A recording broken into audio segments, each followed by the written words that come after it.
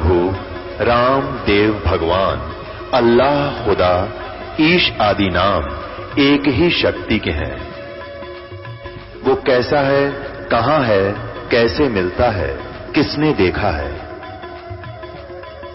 ये प्रश्नवाचक चिन्ह पूर्ण रूप से हटाने के लिए अवश्य सुनिए जगत गुरु तत्वदर्शी संत रामपाल जी महाराज के अमृत वचन, सर्व पवित्र धर्मों के पवित्र शास्त्रों के आधार पर। ऐसा बताया परमात्मा ने कि जैसे ये कोयल क्या करती है, कोयल पक्षी है, ये अपना अलग से घोंसला बना करके अंडे उत्पन्न नहीं करती, क्योंकि उसके अंडों को काग खा जाते हैं, छोड़ते नहीं। ऐसा फार्मूला अपना रखा उसने। जैसे मादा कवि ने अंडे उत्पन्न किए घोंसले में, और वो जाती है चुग्गा चरने इधर उधर, वो देख लेती है कि चलेगी काफी दूर, तो उसके घोंसले में अपने अंडे उत्पन्न कर देती है। अब जो कौवी आती है वापस, वो असमंजस में पड़ जाती है कि कौन से मेरे हैं, कौन से दूसरे हैं। तो वो इस असमंजस में उन चारों के चारों की ही परवरिश करना प्रारंभ कर देती है।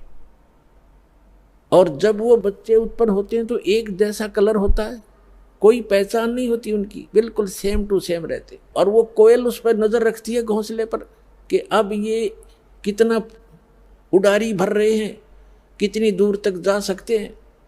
तो तब वो दूसरे दूर पेड़ पर बैठ के अपनी बोली बोलती है, कुहू कुहू की आवाज लगाती है। जो कोयल के बच्चे होते हैं उनको प्रभाव होता है उनका, वो एकदम ऐसे ऐसे देखते हैं। जब वो फिर बोलती रहती है तो उड़कर वो अपनी माँ की बोली से आकर्षित होकर अपनी माँ की तरफ उड़कर चल पड़ते हैं। अब कौवी उनके पीछे पीछे उड़ती है कि मेरे बच्चे गए। कोयल आगे उड़ जाती है, दूर वृक्ष पर बैठकर फिर कुहू कुहू करती है, वो बच्चे फिर वहां से उड़कर आगे भाग लेते। अब कौवी ये सोचती है ये तो गए सो गए, पिछले बच्चे रह गए, उन पर कोई आपत्ति ना आ जाए, उनको संभालूं, आकर के वो वापस आ जाती है। तो कहने का भाव ये है कि उस घोंसले में 4 बच्चे थे, 2 कोयल के 2 काग के। कोयल वालों के वहाँ बोली असर कर गई, काग वालों के वहाँ में भी नहीं, वो देख नहीं रहे, वहीं बैठे आराम से। तो इसी प्रकार समझना, जो परमात्मा के पूर्व जन्म के संस्कारी बच्चे हैं, संस्कारवश एक ही घर में जन्म भी है, जो काल वाले हैं वो नहीं मानेंगे, और जो कोयल के बच्चे हैं वो सतलोक आश्रम वाला में जल्दी आ लेंगे, ज़्यादा देर नहीं लगाएंगे। यानी जो परमात्मा के बच्चे हैं, पूर्व जन्म के संस्कारी हैं, वो शीघ्र आ जाएंगे। परिवार के परिवार आ रहे हैं, वो सारे के सारे कोयल के हैं, भले ही वो काल के घोंसले में यहाँ यानी इस लोक में जन्म हो गया।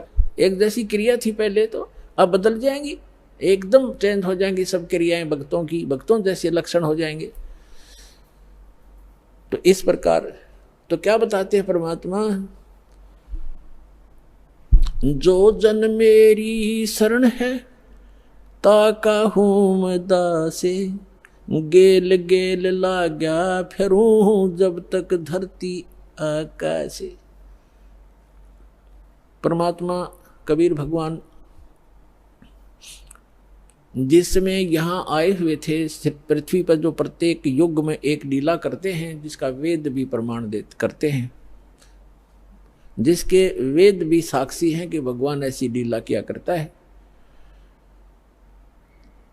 तो उस लीला में जो दूसरे टाइप की लीला है परमात्मा की, शिशु रूप धारण करके प्रत्येक युग में प्रकट होते हैं। और कमल के फूल के ऊपर, कमल का फूल तो जल पर ही होता है, अंडरस्टूड है कि वो नारायण होते हैं। नार माने जल, आयन माने उस पर आकर विराजमान होने वाले नारायण कहलाते हैं। तो परमात्मा कबीर साहब यानी अमर पुरुष, सत्य पुरुष, आदि पुरुष जिसको कहते हैं, परम अक्षर ब्रह्म, वो ये लीला करता ही करता है। उस लीला को करने के लिए सन 1398 में संवत 1455 ज्येष्ठ सुदी पूर्णमासी को वो परमात्मा सतलोक से चलकर आए थे।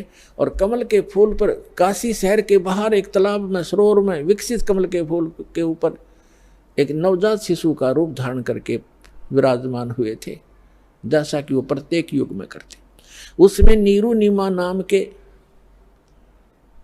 मुसलमान जुलाहा थे, वो उठा कर ले गए। वही नीरू नीमा उसी जन्म में ब्राह्मण और ब्राह्मणी थे। गौरी शंकर नाम था नीरू का और सरस्वती नाम था नीमा का।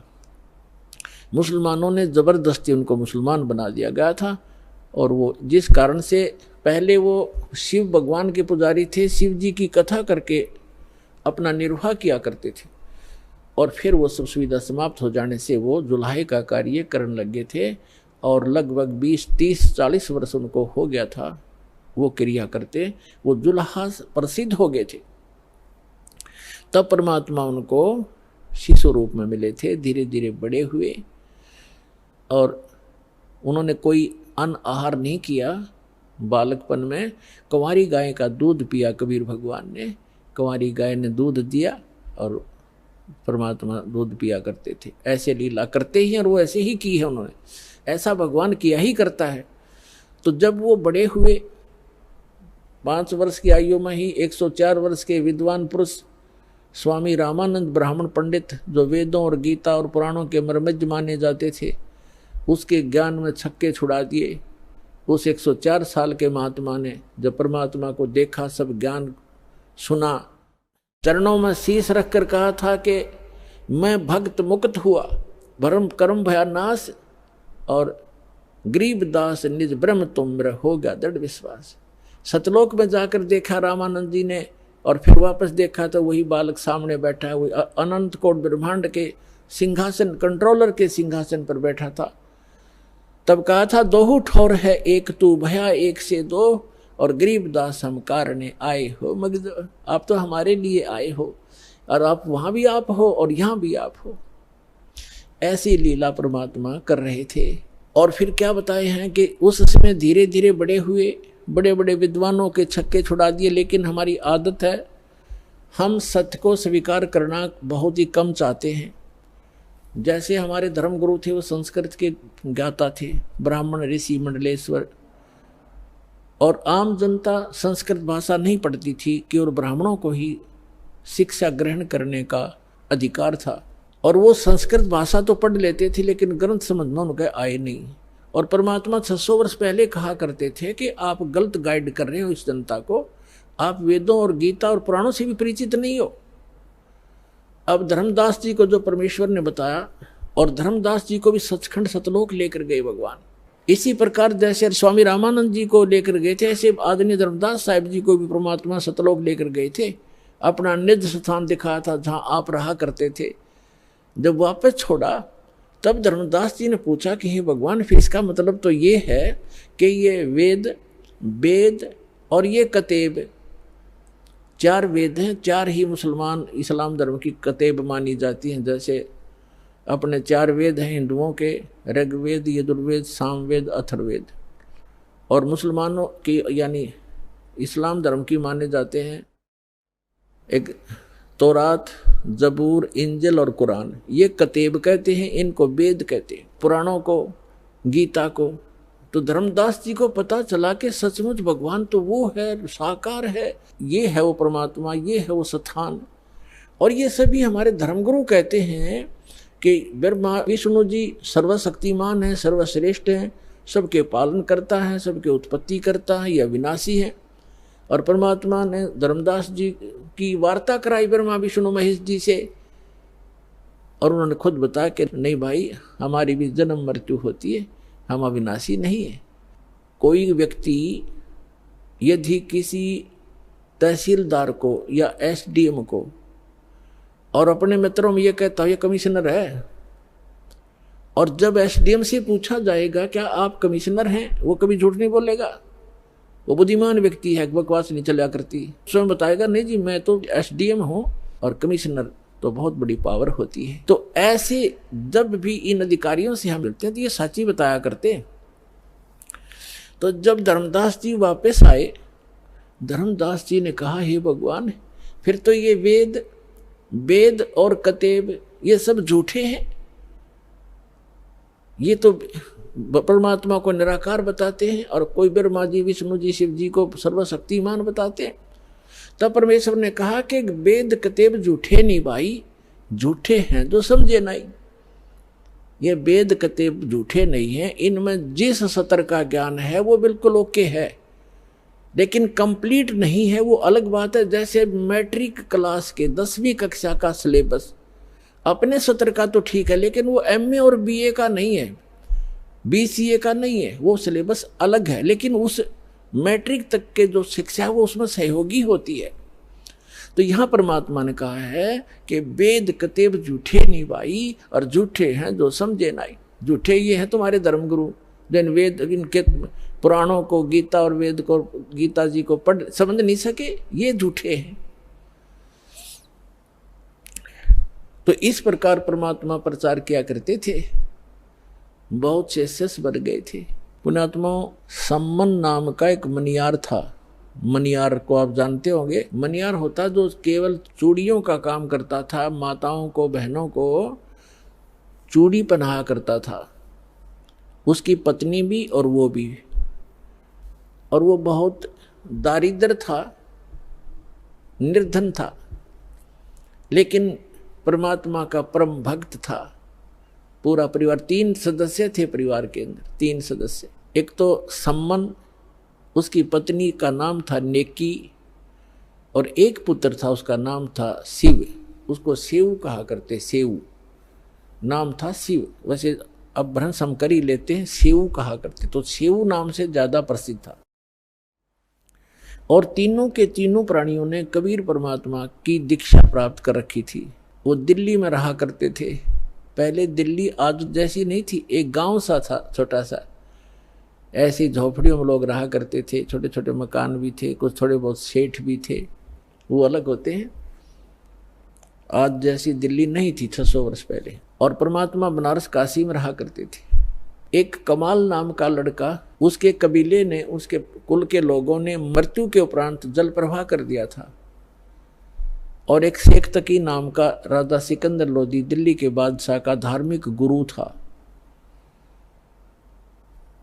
और सिकंदर लोधी को एक बहुत असाध्य रोग था, परमात्मा कबीर जी के आशीर्वाद से वो स्वस्थ हुआ था। बाकी किसी भी औषधि से और किसी भी धर्म मजहब की जंतर मंत्र से और आशीर्वाद से वो स्वस्थ नहीं हुआ था, जिस कारण से सिकंदर लोधी परमात्मा कबीर जी से बहुत प्रभावित था। और उधर से धार्मिक गुरु उनका सिकंदर लोधी का जो शेख तकी था, वो ईर्षा करने लगा कबीर जी से कि ये अब ज़्यादा महिमा प्राप्त होगी है, राजा के हृदय में ये समा गया है, किसी प्रकार इसको नीचा दिखाऊं और राजा मेरी तरफ फिर आकर्षित हो। कहते हैं 2 वजीर 2 फकीर और 2 पीर, उनकी कभी आपस में बड़ा नहीं करती। ये तो ऐसे समझ लो जैसे एक म्यान में 2 तलवार, कदे देखी सुनी ना कान। तो वो बहुत इस ताक में रहता था, किसी प्रकार नीचा दिखाऊं। सिकंदर लोधी ने किसी कारण से स्वामी रामानंद जी का सिर काट दिया था, उसकी मृत्यु को प्राप्त हो गए थे। और कबीर परमात्मा ने सिकंदर लोधी और सैकड़ों व्यक्तियों के सामने उनको जीवित कर दिया था, जिस बात से सिकंदर लोधी घना प्रभावित हो गया था कि ये तो सचमुच अल्लाह आए हैं, खुद भगवान आए हैं। कबीर साहब अल्लाहु अकबर है। अब अल्लाहु अकबर यही काम करता है, मुर्दे को जीवित कर दे, रोगी को स्वस्थ कर दे, निर्धन को धन दे दे, तो भगवान यही काम करते हैं। तो वो सभी काम कर रहे थे। सिकंदर लोधी का पक्का विश्वास हो गया था कि सचमुच गॉड है, खुदा है। परमात्मा कहते हैं राज तजना सहज है, सहज त्रिया का ने, मान बढ़ाई ईर्षा वाई दुर्लभ तजना। ये राज भी छोड़ सकते हो, अपनी सुंदर पत्नी को भी त्याग सकते हो, और कहते हैं मान बढ़ाई और ईर्षा ये नहीं छूटती जीव पर, ये छूटे बिना भगवान मिला नहीं, बात वहीं की वहीं रही।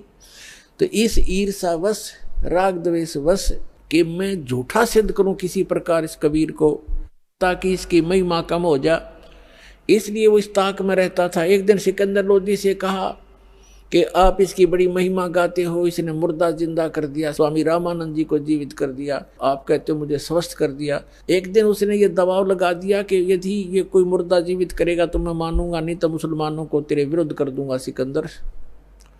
इस बात से चिंतित सिकंदर टेंशन में आ गया, और परमात्मा को अपने बच्चों की टेंशन सुहाया नहीं करती, ये समर्थ है 1 मिनट में टेंशन दूर कर दे। सिकंदर लोधी से पूछा कि क्या परेशानी है आपको? सिकंदर लोधी ने कारण बता दिया। तो परमात्मा ने कहा कि कहो शेख तकी को कोई मुर्दा लावे, और करते हैं अर्ज भगवान से, थोड़ा छुपा के रखते थे दाता अपने को। सिकंदर लोधी को तो पता था, कह दिया सो कह दिया। कबीर जी कह रहे हैं कर देंगे जिंदा, लाओ कोई मुर्दा। तो वो कहता मैं कहाँ से लाऊं मुर्दा, कभी आएगा जब देखेंगे, कभी होगा जब देखेंगे। अब परमात्मा ने सोचा कि ये टेंशन काफ़ी देर रहेगा। सिकंदर, इतने में क्या हुआ, लीला मालिक की सौसल सीधर मैं करूं अपने जन के काज। इतने में एक कमाल तो बाद में नाम रखा, एक 12-13 वर्ष के बच्चे की मृत्यु होगी। और कुछ ऐसे कुल हैं, ऐसे कबीले हैं, वो न तो जमीन में दफनाते हैं न सभा करते हैं अग्नि में, और वो जल प्रवाह कर देते हैं। अपना उनका अंतिम संस्कार ही ऐसा है कि इसके शव को मछलियाँ जीव जंतु खाएंगे, दुआ देंगे, इसलिए मिट्टी तो ये बन ही चुकी है, उसको जल प्रवाह कर देते हैं। एक सुंदर फ्लोटिंग सा एक बेड़ा बनाते हैं, घास फूस का जो तैरता रहता है कुछ देर तक, फ्लोटिंग सा, उस पर लिटा देते हैं और उसको जल प्रवाह कर देते हैं। तो वो बहता हुआ आ रहा था, तो सबको पता चला कि मुर्दा आ गया, मुर्दा आ गया। दरिया के किनारे खड़े थे, सभी इत्तेफाक से वहीं खड़े हुए थे। सिकंदर लोधी, कबीर जी और हजारों की संख्या में सैनिक, अंग रक्षक, रसोइये, अन्य नौकर। तो परमात्मा ने कहा कि ले शेख तकी आ गया मुर्दा, पहले तू ट्राई कर ले, कदे बाद में नंबर बनावे, अगमा भी कर देता। तो सब ने कहा ठीक है शेख तकी जी, दो पहलवानों की जब पहचान होगी जब दोनों कुश्ती करें, आप भी करो अपनी ट्राई। तो लगा फूं फूं करने, वो मुर्दा चला गया 2 फरलांग 600-700 गज आगे को 800 फुट आगे नीचे, यानी जिधर से पानी बहकर जा रहा था डाउन स्ट्रीम में चला गया। तब वो कहने लगा शेख तकी कि ये तो बहाना चाहता था, अपने से बला टाड़ने के लिए कबीर तो बहाना चाहता था। मुर्दे कभी जीवित हुआ करते हैं, वो तो क़यामत के समय जीवित करेगा अल्लाह। तब परमात्मा ने ऐसे संकेत किया दाता ने, जो बहता हुआ जा रहा था ना डाउन स्ट्रीम में, तो ऐसे मालिक ने ऐसे संकेत कर दिया। वो मुर्दा जो बहता हुआ जा रहा था डाउन स्ट्रीम में, अप स्ट्रीम में चल पड़ा, जिधर से पानी बह कर आ रहा था। जैसे इंजन वाली नौका चलती है अपोजिट साइड में, और वहाँ आकर के जहाँ भगवान खड़े थे वहाँ खड़ा हो गया। नीचे से जल बह रहा है और वो सब ऐसे ऊपर तैर रहा है। तब परमात्मा ने कहा कि हे आत्मा, जहाँ भी है कबीर हुक्म से इस शव में प्रवेश कर और बाहर आ जा। इतना ही कहा था कि ऐसे ऐसे सारा शरीर कंप गया, कंपन हुई उस बच्चे में, और एकदम बैठा हुआ वो ऐसे खड़ा हो गया जल के अंदर, घुटनों पानी में, एकदम बाहर आया, आके प्रणाम किया, दंडोत प्रणाम किया परम पिता को। बोलो सतगुरुदेव।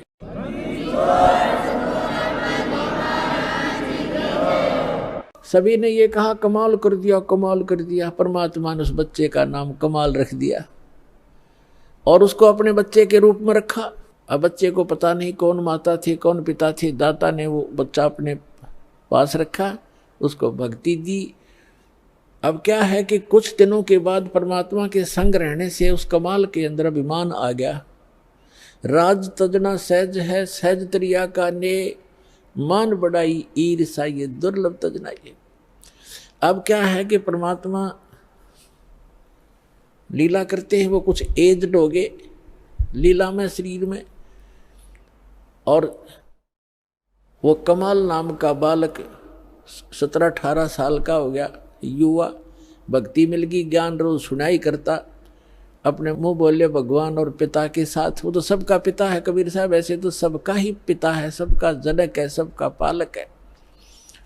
अब ये गलती हो जाती है हमारे से, 4 बातें सीख कर, जो ज्ञान सुनकर हम स्वयं वक्ता बनकर प्रभुता के पात्र बनना चाहते हैं, ये जीव की सबसे बड़ी भूल और दुर्भाग्य होता है। ये संगत भी ज्ञान के अभाव से, किसी को से थोड़े से ज्ञान के वचन सुन लिए दास से प्राप्त, और वो ठीक सा बोलने लग गया और सब उसी की तरफ देखने लग जाते हैं, वाह वाह बहुत अच्छा बोलता है, खाक बोलता है बता। और फिर वही बात बिगड़ जाती है कि गुरु को तजय बजय सो आना, तापसुआ को फोकट ज्ञाना। गुरु को छोड़कर अन्य पर आसक्त होते तो वो भी एक फोकट ज्ञान है उन लोगों का, जैसे हम भगवान को छोड़कर इस काल पर आसक्त हुए थे, आज ये दुख भोग रहे हैं। तो इस प्रकार हमने अपने पतिव्रता पद से भी नहीं गिरना है। ज्ञान भगवान का है, बोलने वाला किसी तरह बोल रहा है वो उसका ज्ञान नहीं है, तो उससे आकर्षित नहीं होना चाहिए हमने, नहीं तो फिर हम पतिव्रता पद से गिर जाते हैं, नाम रहित हो जाते। तो कितना ही कोई वक्ता बना फिर जाओ, वो कर्महीन इंसान है जो फिर उसमें महिमा की भूख बन जाती है। यही रोग लग गया कमाल के। बहुत से जो संगत वाले थे वो कहने लगे, वाह भाई कमाल, आप तो गुरुजी से भी बढ़िया सत्संग सुनाते हो, कबीर साहब से। वो फूल गया, हवा तो किस समय भर दो या तुरंत भर जाती है। अब उसमें यह अभिमान हो गया और फिर नो कहने लगे, भी बड़ा सेवा करता है गुरुजी की, तेरे जैसी सेवा कोई नहीं कर सकता। एक दूसरी बीमारी यह होगी। तो परमात्मा तो अंतर्यामी थे, उसको पता था कि ये मरेगा, मूर्ख जहर खाने लग गया।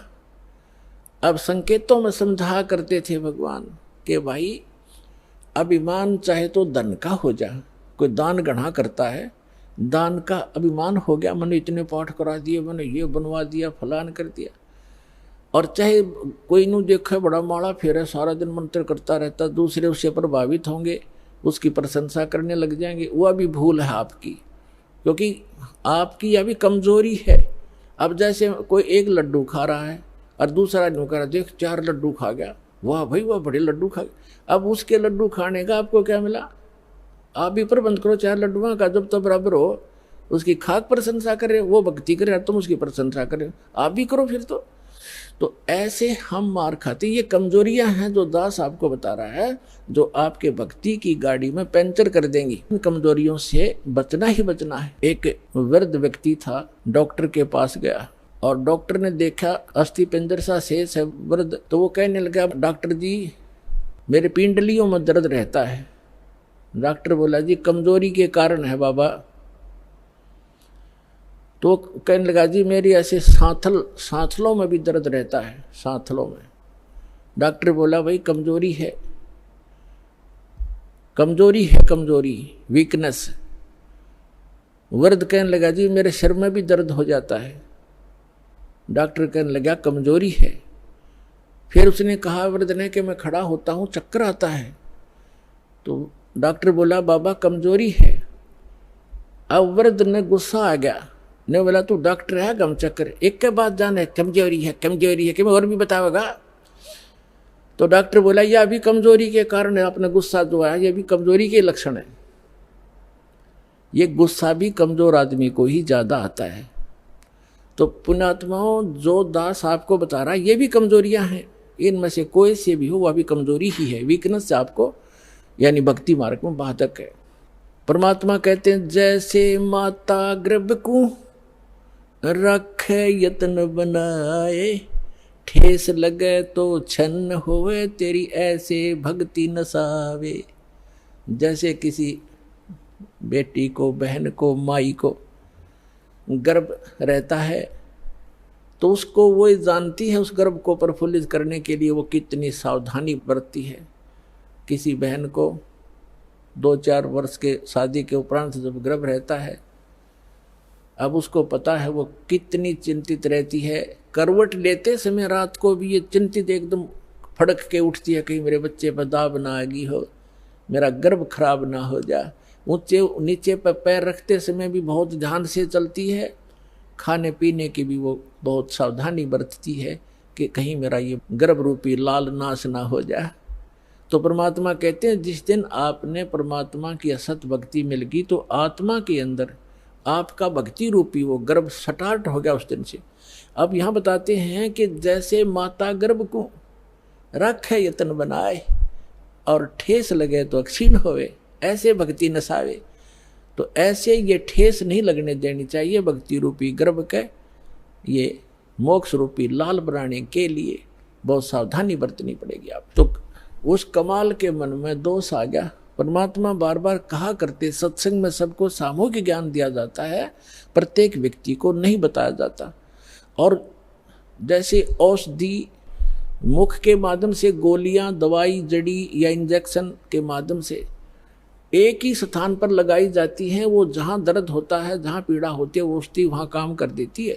तो सत्संग के माध्यम से सामूहिक इंजेक्शन लगाए जाते हैं ये वचनों के, और जिसमें जो वीकनेस जहाँ की है उसी का वो औषधि काम कर जाती है। बुद्धिमान उसको समझ जाते हैं, आगे सुचारू हो जाते हैं और वो अपनी कमजोरी को ठीक कर लेते हैं। बुद्धिमान वही होते हैं। इतना कुछ कई बार कहा परमात्मा ने कि जो दान ज़्यादा करता है, यदि उसके मन में अभिमान आ गया, कराया नाश हो गया। कबीर साहब कहते हैं, तन मन धन दिया तो भला किया, सर का दासी भार, और जब न्यू कहा कि मन ने दे दिया तो बहुत सहेगा मार।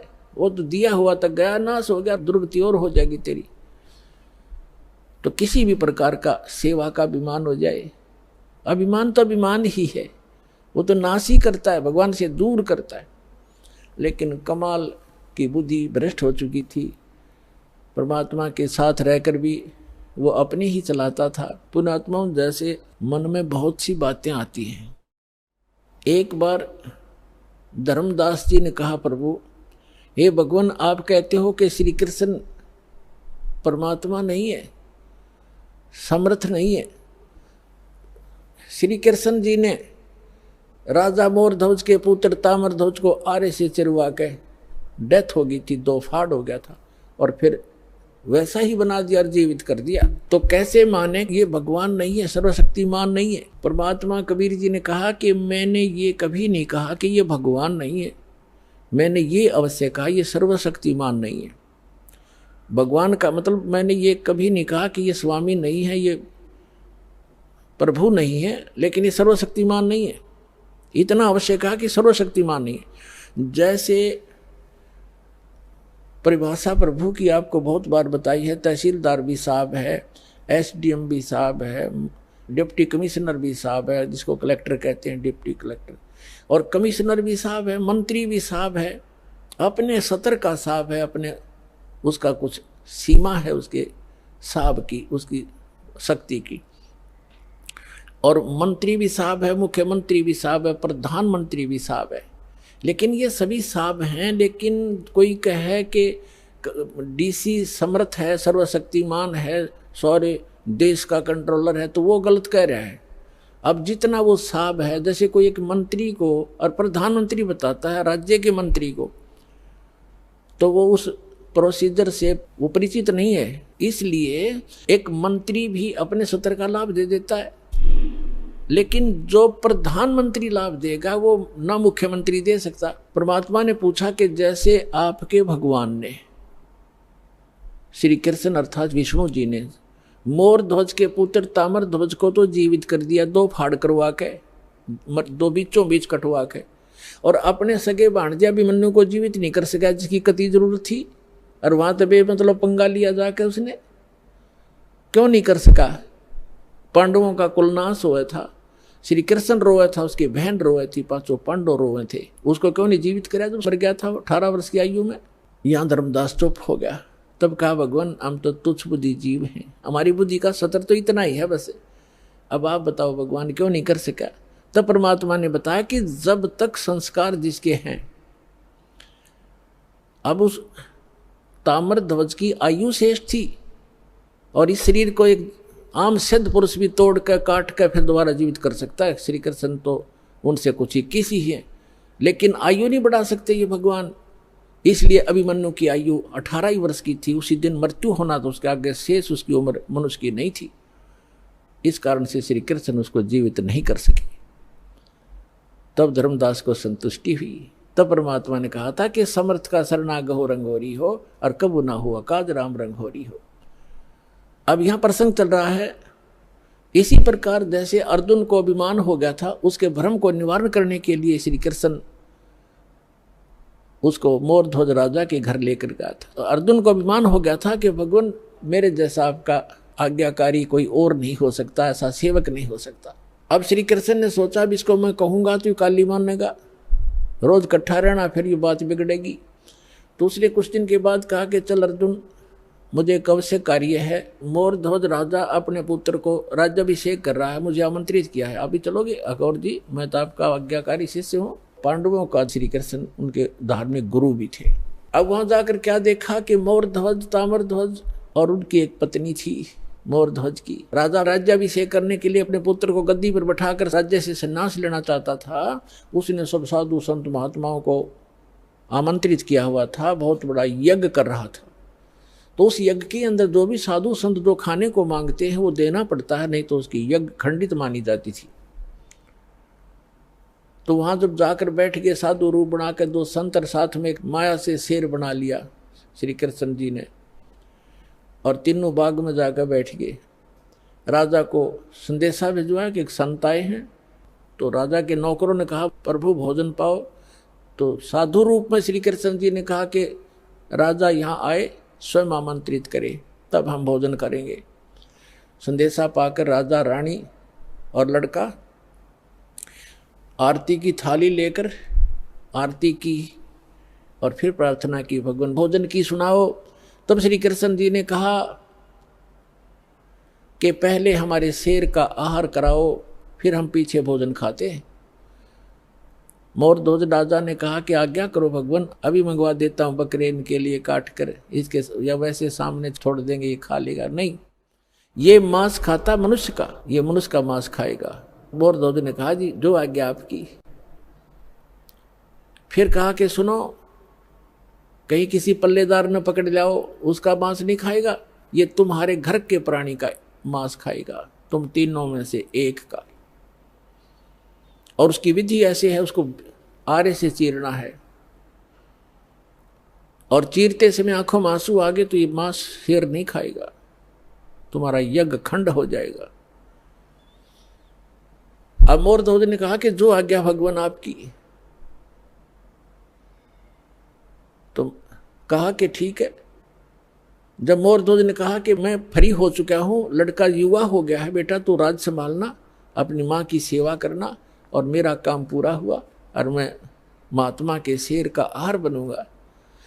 रानी ने कहा कि देखो बात सुनो, आप मेरे पति हो और पति भरता पत्नी से पहले पति की मृत्यु होना कलंक होता है, मैं आपसे पहले मरूंगी, आप मुझे आहार बनने दो। और उसने ये कह दिया था संत रूप में विराजमान श्री कृष्ण जी ने कि आज जो इस मेरे शेर का आहार बनेगा वो सीधा स्वर्ग जाएगा, उनकी होड़ लाएगी। कैसा बढ़िया दाव, शरीर तो ये जाना ही जाना है और आज दाव लगे। तो रानी ने सोचा कि राजा ला गया नंबर ही होता है, ये तो हाथों हाथ स्वर्ग मिल रहा है, इससे गोल्डन चांस क्या होगा हे भगवान। क्योंकि पहले संतों के वचनों पर विश्वास किया करते थे, ये तब नकली संतों ने खो दिया, अविश्वास हो गया जनता में। उस समय ये था कि जो संत बोलता है वो फाइनल होता है। इसलिए रानी ने पंजे गाड़ दिए, अग नहीं आप नहीं, मुझे काट दो, मुझे शेर का आहार कर दो। और मन में ये थी कि मुझे स्वर्ग मिलेगा, इससे बढ़िया चांस क्या होगा, और मैं क्या संभालूंगी। बालक ने, बाप यहाँ रहेगा तो इसको राजकाज में गाइड करता रहेगा, बच्चा दुखी ना होगा। इसलिए अब तीसरा नंबर था उसका।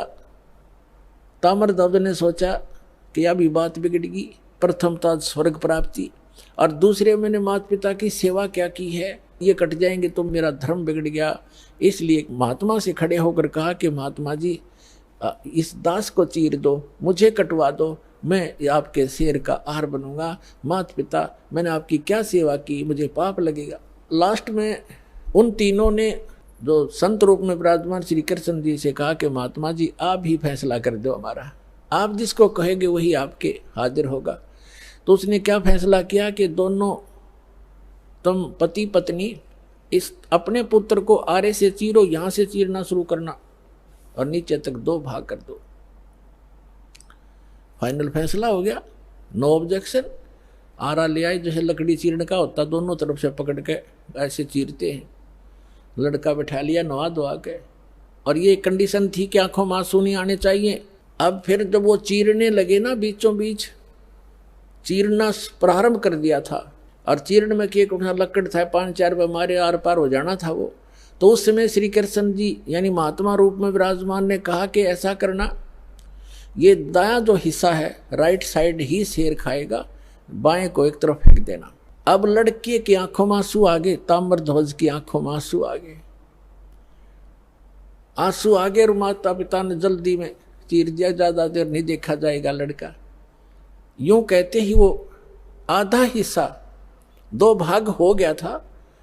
तो फिर श्री कृष्ण ने कहा कि भाई ये हमारा काम नहीं, इसकी आंखों में आंसू आ गया, इसका मोह ममता रहेगी कोई, ये रो रहा है लड़का।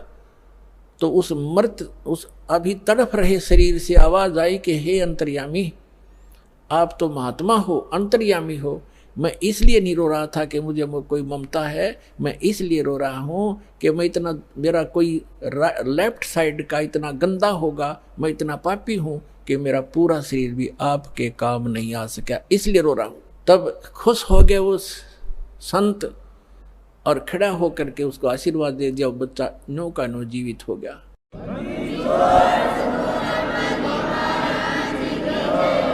अब जब उसने जीवित कर दिया और कहा भाई मैं तो तुम्हारी परीक्षा लूं था बेटा, तुम सफल हो गए सारे, श्री कृष्ण ने कहा, और कहा कि मांग ले मोर ध्वज, क्या मांगना चाहता है, तुझे स्वर्ग में भेज दूंगा और बहुत समय तक तेरा स्वर्ग का राज लिख दूंगा, इंद्र की पदवी दे दूंगा।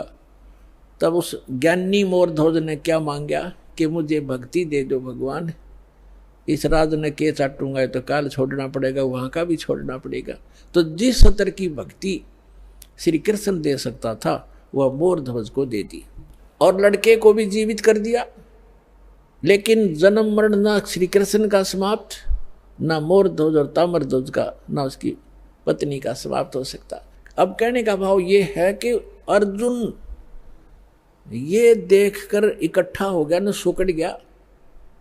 जब श्री कृष्ण ने कहा कि अर्जुन आप डींग मारा करते कि मेरे जैसा कोई सेवक नहीं, तने सेवक तो देखे नहीं थे। जब अर्जुन ने कान पकड़ लिया, जी मैं तो घना निकम्मा आदमी था, मैं ये सोच बैठा था आज मेरी कति फड़क निकल गई, महापुरुष तो ऐसे होते हैं, मैं तो इनके चरणों की धूल भी नहीं हूं। अपनात्माओं, हमने श्री कृष्ण जी को परमात्मा इसलिए मान लिया था कि उन्होंने मोर ध्वज के पुत्र ताम्र ध्वज को आरे से चिरवा कर जीवित कर दिया, बस। और यहाँ परमात्मा ने फिर बताया कबीर जी ने कि वो अभिमन्यु को जीवित क्यों नहीं कर सके, वो तुम्हारे समर्थ भगवान। उसका कारण भी बताया कि ये समर्थ नहीं है। और ऐसी ऐसी तो बहुत से संत भी सिद्धियां रखते हैं जो मुर्दे को जीवित कर सकते हैं, लेकिन उनकी आयु नहीं बढ़ा सकते, किसी सूरत में नहीं बढ़ा सकते। आयु की वृद्धि केवल परमात्मा पूर्ण ब्रह्म कर सकते हैं। मासा घटे ना तल बधे, विदना लिखे जो लेख, और सच्चा सतगुरु मेट कर ऊपर मार दे मेघ। अब अर्जुन की फड़क निकालने के लिए उन्होंने ये लीला की, उधर से अपने भक्तों की परीक्षा भी करनी थी। इसी प्रकार सामांतर एक उदाहरण है सम्मन सेव और नेकी का। कमाल के मन में यह अभिमान घर कर गया था कि मेरे जैसा सेवा करने वाला और मेरे जैसा वफादार सेवक इस संगत में नहीं। और बहुत बार परमात्मा के सामने भी उसने ये मुंह खोल दिया था। तब परमेश्वर कबीर जी ने कहा कि भाई मैं भ्रमण के लिए निकलता हूँ, मेरे साथ चलेगा कोई? तो कमाल ने कहा जी मैं तो आपके साथ चलूंगा, मेरे बगैर सेवा आपकी करेगा कौन? परमात्मा बोले चल। बाजिद नाम के एक राजा थे, वो घर त्याग कर चले गए थे, फिर उनको जंगल में भगवान मिले थे, उनको फिर अपने साथ रखा था, वो भी सेवक हो गए थे ज्ञान समझ के। तो वो दोनों जने बाजिद और कमाल और परमात्मा तीनों जने चल पड़े। उधर से सम्मन और नेकी उसकी पत्नी और सेवुन का पुत्र। नेकी और सम्मन जो है दोनों चूड़ी पहनाने का काम किया करते, मनियार का। और ये एक स्वभाव बन जाता है भक्त अपने का, खासकर कबीर परमात्मा के बच्चे का नाम लेने के बाद वो ये सोचता है तेरा कल्याण तो निश्चित, और इस सामने वाले ने भी समझा दो किसी तरह। तो कोई जैसे कोई मजदूर जाता है किसी सेठ के काम करता है, उसको भी कोशिश करता है इसको ज्ञान बता दूं, लेकिन वो सातवें आसमान पर होता है, उसने एक मजदूर की बात कैसे सुनावे ना सुनो, लेकिन कोशिश रहती है कि इसकी किसी प्रकार बुद्धि सेट हो जाए, इसका जीवन नाश हो रहा है। हमारे भक्त की ये चेष्टा रहती है। तो वो सम्मन और उसकी पत्नी जहाँ भी चूड़ी पहनाने जाते थे बहनों को, तो परमात्मा की चर्चा शुरू कर देते थे हमारे वो गुरु जी ऐसे हैं। सिकंदर लोधी को जलन का रोग हो गया था, वो ठीक कर दिया। स्वामी रामानंद जी का कत्ल कर दिया था सिकंदर लोधी राजा, दिल्ली के बादशाह ने। हमारे गुरु जी ने जीवित कर दिया उन्हीं के सामने। एक कमाल नाम का लड़का था, मरता बहता हुआ आ रहा था, हमारे गुरु जी ने वो जीवित कर दिया।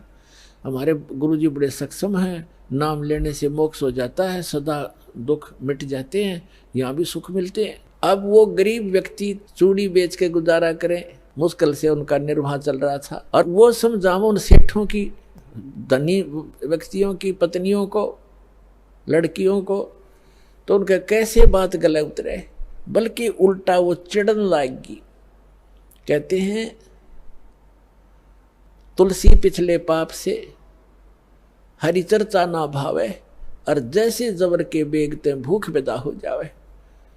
किसी का मलेरिया बुखार हो गया हो, उसको काजू किसमस भी कड़वी लगे, सेब भी कड़वे लगे, रोटी भी कड़वी लगती है।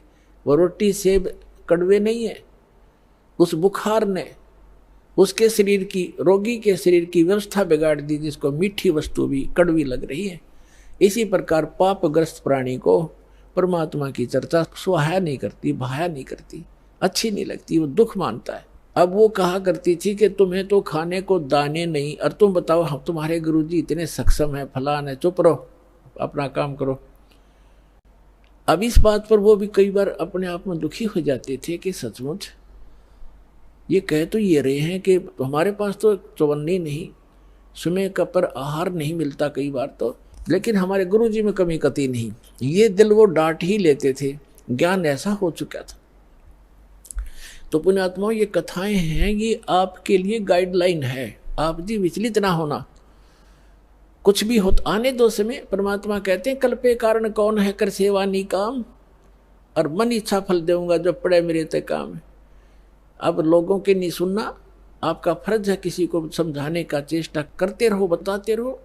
एक भक्त कह रहा था कि मेरे ऐसे ऐसे घटना घट गई और ऐसी पशु मर गया एक, और मैं औरों को समझाता हूँ तो मुझे कहते हैं बता तेरा क्या लाभ हुआ, हमें तू शिक्षा दे रहा है। तो पुण्यात्मा, अध्यात्म ज्ञान धीरे धीरे समझ में आओगे आपके। संसार तो एक आम दंत कथाओं पर आधारित है, और जिन पूजाओं को वो करते हैं उनके बालक तक मर जाते, तब वो कभी चिंतित नहीं होते कि हम ये भक्ति क्यों कर रहे हैं, छोड़ क्यों नहीं देते। इसका कारण ये है, जैसे रोगी दुर्घटनाग्रस्त हो गया और डॉक्टर के पास गया, डॉक्टर क्या करेगा, वो ये नहीं देखता जैसे उसका ब्लड निकल रहा है तो सबसे पहले वो ब्लड रोकेगा। अगर ब्लड सारा निकल गया तो मृत्यु को प्राप्त हो जाएगा। अगर टांग टूट रही है, पीड़ा हो रही है, उसको नहीं छेड़ेगा, पहले सबसे पहले वो ब्लड रोकेगा उसका, ताकि ये रुक जाए और ये इसका जीवन रक्षा हो। और वो कह रहा है रोगी खाई मर गया, टांग बहुत पीड़ा कर रही है, वो करती रहे, उसकी परवाह नहीं करेगा, पहले उसका जीवन रक्षा करेगा, वो ऑपरेशन करेगा जहाँ से ब्लड निकल रहा है। अब रोगी रो रहा कि मेरी टांग टूटी फड़ी है, मुझे बहुत दुख हो रहा, तो कोई बात नहीं, क्या उस डॉक्टर से वो छिपा थोड़ा ही है, उसका नंबर आएगा तब उसको ठीक करेगा। तो इसी प्रकार आपने नाम ले लिया और आपका कोई भयंकर दुख आना था जिससे आपकी जीवन जाना था, तो आपके उस नाम की भक्ति से और आपके किए हुए दान पुण्य से पहले परमात्मा आपकी जीवन रक्षा करेगा, एक्सटेंड करेगा। थोड़ा बहुत घर में हानि हो भी गई उसको फिर पूरा कर देगा, उस समझ क्या देर लगे। तो इस प्रकार आप जी ने परमात्मा के इस अध्यात्म ज्ञान को समझकर इस सफर पर तब चल सकोगे। समाज तो अपने सतर का ज्ञान रखता ही है, उसको उतना ही ज्ञान है, आप चिंतित मत होना, लगे रहना। तो इसी आधार से वो सुनते भी रहते थे, फिर परमात्मा के ज्ञान से दृढ़ रहते थे। फिर भी कहीं ना कहीं जो एक बार नहीं 2 बार सुनाने से चिढ़ जाता था, उसको छोड़कर अन्यों को वो सुनाते थे, अपना काम जारी रखा। अब उधर से क्या हुआ, एक दिन अपने आंगन में बैठकर, गर्मियों का मौसम था, शाम के समय अपना बैठे थे तीनों, पिता पुत्र पत्नी उसकी। और वो लड़का जब बच्चों में जाता था वो भी यही चर्चा करता था कि हमारे गुरुजी के सिकंदर लोधी दिल्ली के बादशाह भी शिष्य हो गए, वीर सिंह बघेल काशी नरेश हमारे गुरुजी का शिष्य है, बिजली खां पठान मगर नरेश हमारे गुरुजी का शिष्य है, ऐसे ऐसे सुख देते हैं, ऐसे ऐसे सुख देते हैं। बच्चे भी बताया करते हैं अन्य बच्चों में बैठकर हमारे बच्चे। तो वो बच्चे उसको चढ़ाते थे सेव को कि तुम्हारे गुरुजी तो लालची हैं, वो तो राजाओं के घर जाते हैं और तुम्हारे घर ना आए कभी भी, क्योंकि तुम गरीब हो, तुम्हारे घर क्यों आएंगे। तो वो बच्चा इस बात से दुखी हो जाता था। अपनी माँ से एक दिन कह रहा था, दोनों पिता पुत्र वहीं बैठे थे, उनकी माँ भी बैठी थी बच्चे की। तो लड़का कहने लगा, पिताजी गुरुजी कभी अपने घर भी आएंगे। तब नेकी ने कहा, बेटा अपने घर तो वो रहते ही हैं, हम भगवान से जुड़ गए हैं तो हमारे साथ है परमात्मा, हमें दिखाई नहीं देते। ये तो ठीक है माता जी, लेकिन एक बार गुरुजी अपने घर आ जाए ना, बस फिर तो जो मेरे को ऐसे ऐसे गली के बच्चे कहते हैं उनका मुंह बंद हो जाए, फिर मैं बता दूं हमारे गुरुजी लालची नहीं है। तो वो कहने लगे, बेटा भगतों ने संसार की नहीं सुननी चाहिए, अपने गुरुजी के ज्ञान को आधार बनाकर जीना चाहिए। कहने तो उन बच्चे बालक हैं, उनको पता नहीं है हमारे गुरुजी लालची थोड़े हैं, उनकी दृष्टि में तो सभी एक जैसे हैं। फिर भी बालक है, आंखों में आंसू भर के कहता है, एक बार गुरुजी आ जाए ना, बस फिर तो मैं उनको कह दूंगा, देखा ना हमारे गुरुजी ऐसे नहीं है। परमात्मा कहते हैं कि मेरे भगत की टेंशन मेरे से देखी नहीं जाती। अब उधर से वो चली पड़े थे, उधर से वो कह रहे थे, इतने में सामने आके दरवाजा बाहर की तरफ खड़े हो गए गेट पे और आवाज लगाई, रे सम्मन। नेकी कहने लगी, गुरुजी का आवाज नजर आती है। सम्मन कहने लगा, गुरुजी कहाँ आएंगे इतनी दूर, उनके पास समय कहाँ है, लाखों से उनके कहाँ जाएंगे, आपको वैसे धोखा लगा। इतने में फिर आवाज लगाई, रे सम्मन है घर पे। नेकी कहने लगी, आवाज तो गुरुजी की है। देखा बाहर के गेट के सामने, बाहर के एक वैसे थोड़ा सा गेट सा बना रखा था डंडा सा का लकड़ी का, तो देखा तीनों ने सचमुच भगवान खड़े हैं, 3 जने खड़े हैं, भाग्य आए नंगे पैरों और खड़े खड़े देख रहे हैं जैसे शतब्द हो गए हो। उनको विश्वास नहीं हो रहा हो कि हम क्या देख रहे हैं आज हमारे इस घर पे, गरीब के घर पे, और परमात्मा आगे। उनकी श्रद्धा थी नारी। तब कमाल ने कहा कि गुरुजी को ऐसे खड़ा रखोगे, अंदर भी ले चलोगे, बहुत दूर से चल कर आए हैं। तब वो एकदम सपना सा टूटा, चरणों में दंडोत प्रणाम किया और बैठा दिए झोपड़ी में, थोड़े जैसे भी कपड़े थे फटे पुराने बिछाकर। अब सम्मन गुरुजी के उन भक्तों के पास बैठ गया, चर्चा चलते रहे। फिर कुछ देर के बाद पूछा, भगवान खाने का सुनाओ, अभी खाओगे या कुछ ठहर के। तो परमात्मा ने कहा कि भाई भूख तो लगी है बच्चा, पैदल चल कर आए हैं, भूख लगी है, व्यवस्था कर लो। सम्मन अपनी पत्नी के पास पीछे झोंपड़ी में आया, बीच में आंगन था, पीछे रहने की एक झोंपड़ी थी। उसमें आकर कहा कि भोजन बनाओ गुरुजी के लिए, संतों के लिए। नेकी ने कहा कि आज हमारे घर पर 100 ग्राम भी आटा नहीं है। सम्मन ने कहा कि ला तेरा ये चीर जो बहनें रखती हैं अलग से कपड़ा, वायल, चूंदड़ी, कहने लगी ला तेरा ये चीर दे दे कपड़ा, इसको गिरवे रखाऊंगा और कुछ आटा ले आता हूँ। तब उसने कहा नेकी ने कि मैं जहाँ मुझे मिलने की आशा थी उन घरों में मैं मांग आई, और ये मैंने प्रार्थना भी कर दी उनसे कि मेरा ये कपड़ा एक ही है, इसको रख लो, कुछ आटा उधारा दे दो, फिर अपना चीर ले जाऊंगी और आटा दे जाऊंगी। तो उन्होंने कहा कि ये फटा हुआ है एक स्थान से, इस कारण से किसी ने इसके बदले में आटा भी नहीं दिया। अब कलेजा पकड़ कर बैठ गया सम्मन, हे भगवान पहली बार तो गुरुजी आए, मैं कैसा नीच हूँ, कैसा दुर्भाग्य हूँ। ज्ञान से पता ही उसको लग गया था कि जिसने पूर्व जन्म में पुण्य नहीं कर रखे, तो दान नहीं कर रखा, दान करने वाले को ही धन मिला हुआ होता है। आज जो दान कर रहे हैं उनको आगे धन ही मिलता है। तो वो इस बात से बड़ा चिंतित था, मैं कितना नीच रहा हूँ, पिछले जन्म में दान किया नहीं, अब दान योग्य मेरे पास कुछ है नहीं, पिछले जन्म का ऐसा कर्महीन इंसान रहा हूँ मैं, आज मैं अपने गुरुजी को भोजन नहीं करा सकता, संतों भूखे जाएंगे मेरे द्वार से। आंखों में आंसू आ गए बुरी तरह। आइए अब हम उन श्रद्धालुओं के अनुभव जानते हैं जो जगत गुरु तत्वदर्शी संत रामपाल जी महाराज जी से दीक्षा प्राप्त कर चुके हैं तथा उनके द्वारा बताए गए भक्ति मार्ग पर चल रहे हैं। सर नमस्कार। नमस्कार सर। क्या नाम है जी आपका? मेरा नाम अनिल कुमार वर्मा है जी। कहाँ से आए आप? मैं श्री गंगानगर राजस्थान से आया हूँ जी। संत रामपाल जी महाराज जी से नाम दीक्षा कब ली? मैंने संत रामपाल जी महाराज से नाम दीक्षा 15 जून 2012 को ली जी। उससे पहले क्या भक्ति साधना करते थे? उससे पहले हम इष्ट देव हनुमान जी, कुल देवता रामदेव जी, माता के शेरावाली की भक्ति करते थे, शिव जी, हनुमान जी, जो भी व्रत वगैरह भी करते थे, तीर्थों पर भी जाते थे, तो जो भी अनुपासना है वो किया करते थे जी। ये जो रामदेव जी का आपने जिक्र किया, इनका क्या बैकग्राउंड है? काफी मान्यता है इनको लेकर के राजस्थान में। ये जी लोक देवता हैं राजस्थान के, और ये विष्णु अवतार हैं, मतलब राजस्थान के कलयुग में इनका अवतार हुआ है, विष्णु अवतार में। तो मतलब जो भी राजस्थान में लोक देवता की जो पूजा होती है इनकी भी होती है। इनका रुनीचा धाम है, वहाँ लोग यात्रा में जाते हैं और इनकी भक्ति करते हैं लोग। तो फिर आपने इस भक्ति को क्यों छोड़ दिया?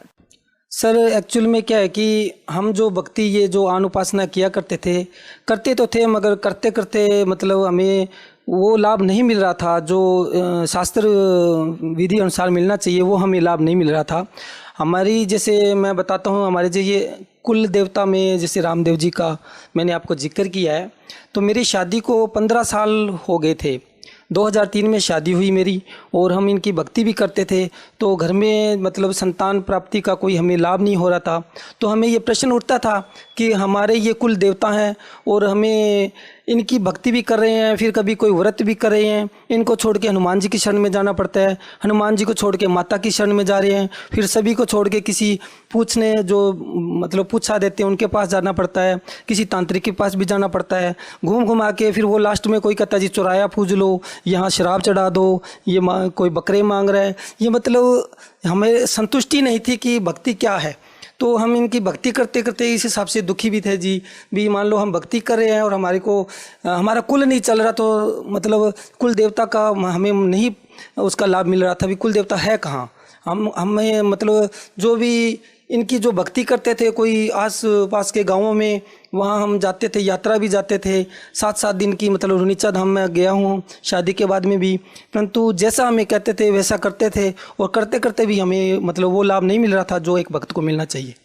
तो फिर आप संत रामपाल जी महाराज जी की शरण में कैसे आए? संत रामपाल जी महाराज की शरण में जी हमने इनकी पुस्तक मिली, संत रामपाल जी महाराज की हमें ज्ञानगंगा पुस्तक मिली। उसको जब हमने पढ़ा, क्योंकि हम शिक्षित वर्ग है, जब हमने पढ़ा और प्रमाण देखे कि परमात्मा की सद्भक्ति तो कोई और है। गीता जी में लिखा है उत्तम पुरुष तो अन्य, श्रेष्ठ परमात्मा तो कोई और है। और गीता जी के 18वें अध्याय के 62वें श्लोक में लिखा हुआ है शांति स्थानम प्राप्स्यसि, यानी शांति स्थान एक जो सुखमय स्थान है उसको प्राप्त करने की जो है विधि गीता जी में दी हुई है। फिर प्रमाण देखे भी तत्वदर्शी संत की शरण में जाना चाहिए। 4थे अध्याय के 34वें श्लोक में लिखा है कि उनको दंडवत प्रणाम कर, जो वो ज्ञानोपदेश दे उनके अनुसार भक्ति कर। फिर एक प्रमाण देखा कि ओम तत् सत इति निर्देश ब्रह्मण त्रिविधे स्मृते, 3 विधियों से सुमिरन करने वाला एक जाप है जिसे तत्वदर्शी संत ही खोल कर बताएगा। जब इतने प्रमाण देखे कि परमात्मा कोई और है, शांति स्थान हमारा कहीं और है, हमारा आत्मा का निज स्थान कोई और है, और संत रामपाल जी महाराज के जो भक्तों के अनुभव देखे, फिर पता चला कि मतलब हम जो भक्ति कर रहे हैं वो सही नहीं है, तो हमें इनका मतलब ज्ञान स्वीकार करना चाहिए। सर, आपने एक जिक्र किया था कि आपको 15 साल से संतान प्राप्ति नहीं हो रही थी, जो भक्ति आप पहले कर रहे थे, और आप चाहते थे कि यदि मैं भक्ति कर रहा हूँ तो मेरे को ये लाभ मिले। तो हम आपसे जानना चाहते हैं कि क्या संत रामपाल जी महाराज जी से नाम दीक्षा लेने के बाद आपको संतान की प्राप्ति हुई? जी, मैंने संत रामपाल जी महाराज का नाम 2012 में लिया, और जब मैंने इनका ज्ञान सुना, तो हमें इनका ज्ञान जो मोक्ष प्राप्ति हमें मतलब जो रास्ता मिला, जो भक्ति का जो मार्ग मिला, वो सबसे उत्तम मिला है जी। क्योंकि संतान तो देखो जी रावण के भी बहुत थी, ठीक है। परमात्मा बताते हैं कि 1 लाख पूत 1.25 लाख नाती, रावण के घर में दीवा न बाती। मतलब इतना होने के बाद भी अगर नाश होना है, किसी के श्राद्ध निकलवाने जा रहे हैं, हमारे मान लो जितने भी पूर्वज हैं उन्होंने भक्ति वही की जो उनको बताया गया, गीता जी के अनुसार का नाम लेकर के बताया गया, उन्होंने किया, व्रत भी किया, या कोई और भी किसी इष्ट की कर रहे हैं। जब लास्ट में बताया जाता है कि इनके तो श्राद्ध निकालो, तो बड़ा दुख होता है जी कि हमारे पूर्वजों के साथ ये क्या हुआ। भी कल को हमारे भी वही श्राद्ध निकाले जाएंगे, क्योंकि हम भी वही कोर्स कर रहे हैं, तो बड़ा दुख होता था। तो हमने जब ये भक्ति स्वीकार की तो हमें परमात्मा की शरण में आने से घर में एक तो सुख शांति हुई, क्योंकि हमारे घर में पहले कभी कोई भैरव बोल गया, कभी कोई माता बोल गया, ऐसा कोई सिस्टम था, तो वो भी मतलब बंद हो गए। और जब संत रामपाल जी महाराज की शरण में आए तो इस ज्ञान आधार पे हम भक्ति में लगे रहे। और भक्ति के जो गुरुजी देते हैं, जो दिव्य मंत्र देते हैं, उनके जाप से हमें मतलब संतान प्राप्ति हुई है। 2003 में मेरी शादी हुई थी, 2018 में मुझे पुत्र रत्न की प्राप्ति हुई है, जो कि संत रामपाल जी महाराज की कृपा से हुई है। लेकिन सर लोग कहेंगे कि ये एक मेडिकल समस्या है, आपको मेडिकल चेकअप करवाना चाहिए, डॉक्टरों के पास जाना चाहिए। क्या बाबाओं के भरोसे संतान प्राप्ति का भरोसा रखना या विश्वास रखना क्या सही है? सर मैं खुद एक शिक्षित हूँ और मतलब ये बात आपकी बिल्कुल सही है भी, मेडिकल भी ट्रीटमेंट करवाना चाहिए। ऐसा नहीं है कि हमने मेडिकल ट्रीटमेंट नहीं करवाया, हमने मेडिकल ट्रीटमेंट भी करवाया। तो जो भी है, जैसे मैंने मुक्तसर में मतलब दवाई ली डॉक्टर से, फिर फरीदकोट में जो आशीर्वाद हॉस्पिटल है वहाँ से हमने दोनों ने चेकअप करवाया, दवाई वगैरह ली, कोई दिक्कत उसमें कोई हमें फ़ायदा नहीं हुआ। तो फिर बाद में हमने यहाँ गंगानगर में अंजू सेतिया जी को, वहाँ उनको भी दिखाया। तो मतलब जो जैसा जैसा कहा हमने ट्रीटमेंट भी लिया, महंगे से महंगा ट्रीटमेंट लिया सर। ऐसा नहीं है कि हमने ट्रीटमेंट नहीं लिया हो। और हमें जो आध्यात्मिक किसी ने कुछ बताया हम वहीं भी गए। जैसे किसी ने बताया कि वहाँ आप मतलब किसी के यात्रा चले जाओ या कहीं कुछ चढ़ा दो, तो हमने महंगे से महंगा कोशिश बहुत की, मगर वो हमारे को मतलब उसका कोई लाभ नहीं मिला सर। सर संत रामपाल जी महाराज जी से नाम दीक्षा लेने के बाद आपको और कोई लाभ मिले? हाँ जी सर, संत रामपाल जी महाराज से नामदान लेने के बाद पहला लाभ तो जी ये भक्ति का लाभ मिला है जी। इससे बड़ा कोई लाभ किसी को हो नहीं सकता। आपने देखे होंगे बहुत से नास्तिक लोग हैं, बहुत उनकी अच्छी मतलब ऐशो आराम है, उनके मतलब पुत्र भी होंगे, पुत्रियां भी होंगे, इज्जत मान सब होता होगा, मगर उनकी अगर भक्ति नहीं है ना, संत रामपाल जी महाराज बताते हैं वो पिछली बैटरी उनकी चार्ज है, आगे उनके कभी मतलब जैसे मतलब जिस दिन डिस्चार्ज हो जाएगी ना, वो मतलब इतने दुखी होते हैं कि उनको खुद समझ नहीं आता कि अब हम क्या करें, कहाँ जाएँ। तो ऐसा है कि पहला लाभ तो हमें ये भक्ति का हुआ। और मैं बताता हूँ कि मेरे को जैसे मेरे पहले दांतों में मसूड़ों में खून भी आता रहता था, जो कि पायरिया टाइप था, ऐसा कुछ था, और दवाई लेने से भी मतलब सही नहीं होता था। और जब से हमने गुरुजी का नामदान लिया है तो हम तो वो भूल ही गए कि ऐसी कुछ बीमारी भी थी, मतलब शरीर में कुछ बेचैनी ऐसा कुछ होता था, वो अब नहीं होता सर। पहले कोई आप नशा करते थे? नहीं, नशा हमारे घर में कोई नहीं करता सर। और मुझे ना इस चीज़ का बहुत है कि जैसे मेरे फादर साहब है तो उन्होंने भी कभी नशा नहीं किया, हमारे दादाजी ने भी कभी नशा नहीं किया, और हम दोनों भाइयों ने भी कभी ऐसा कुछ नहीं किया कि हमें कुछ जिसे हम नशा कह सकते हो। और इस चीज़ का दुख है कि हम भक्ति करते थे और इतने सात्विक, मतलब हमारे घर में तो कोई जर्दा लेके भी नहीं आता, बीड़ी पीना भी मतलब हेट समझा जाता। तो मतलब इतना सब कुछ होते हुए भक्ति करते थे। 40 पढ़ लिया, सभी 40 पढ़ते थे हम, शिव जी की, हनुमान जी की, गणेश जी की, रामदेव जी की, भैरव की, माता की, सबकी। और फिर घर में सुख नहीं होते थे, तो ऐसे लग रहा था हम एक एक्सपेरिमेंट कर रहे हैं खुद की लाइफ पर।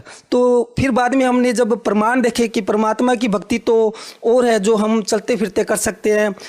गुरुजी तो यहाँ तक बताते हैं कि बेटा ये भक्ति है, ये इसे आप ना किसी भी मतलब किसी स्थान पर बैठ के कर लेना चाहिए। मतलब आप सोते, खाते, पीते, काम करते, चलते फिरते कभी भी कर लेना, ये जाप काम करेंगे ही करेंगे। क्या आप मानते हैं कि संत रामपाल जी महाराज जी से जो भक्ति विधि प्राप्त करके जो लोग परेशान हैं वो सही हो सकते हैं? सर संत रामपाल जी महाराज की जो भक्ति है ना दी हुई, ये प्रमाणित भक्ति है सर। इनके जो जाप हैं ये भी सर प्रमाणित भक्ति के जाप हैं। जिन भी महापुरुषों ने जो भक्ति करके अगर मोक्ष प्राप्ति की है ना, तो इस भक्ति के अलावा कोई भक्ति नहीं है कि जिसको मतलब हम भक्ति कह सके। क्योंकि आदरणीय नानक साहिब जी, मीरा जी, भाई घिसादास जी, दादू जी, मलुकदास जी, इन्होंने जो भी भक्ति की है प्रमाण है कि इन्होंने परमात्मा कबीर साहब की भक्ति की है। आप भगत समाज को क्या संदेश देना चाहते हैं? भगत समाज को यही संदेश है, यही प्रार्थना है कि आप संत रामपाल जी महाराज का जो शास्त्रानुसार जो सद्भक्ति है उसे आप पहले समझिए, ये कहना क्या चाह रही हैं। शास्त्रों में जो प्रमाणित भक्ति है वो ही दे रहे हैं। संत रामपाल जी महाराज अपने आधार पर मतलब अपनी तरफ से जोड़कर कुछ नहीं कह रहे। सदग्रंथों में जो प्रमाणित है, एक जो सच्चा गुरु अपने शिष्यों को मतलब किस आधार से पढ़ाता है, इस हिसाब से क्या है कि आत्मा के लिए हमें सतगुरु की ज़रूरत होती है। इसलिए सतगुरु मनाना ज़रूरी है। हमें यहाँ का सुख भी मिलेगा और हमें सतलोक का सुख भी देने के लिए संत आए हुए हैं। जी धन्यवाद। सत साहिब जी।